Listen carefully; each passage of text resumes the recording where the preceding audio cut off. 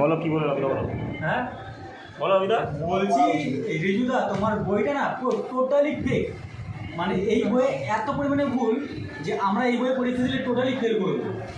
17 নম্বর set দেখো, 11 নম্বর set দেখো, পুরো মানে 100টা প্রশ্নের মধ্যে প্রত্যেকটা 50টা প্রশ্ন ভুল আছে।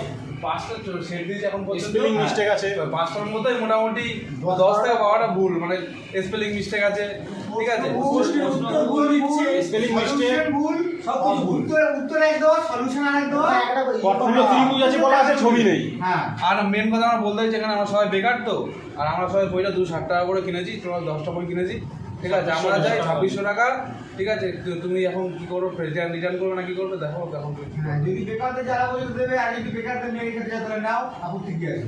কোশ্চেন বলে দে না, বাইরে কোশ্চেন বলে দে না। ঠিক আছে, কোশ্চেন করার কিছু নেই তো, বই নিজে চেক করলেই, নিজে চেক করলে জানতে পারবে। এই তো লেখা আছে, ছাপানোর পর থেকে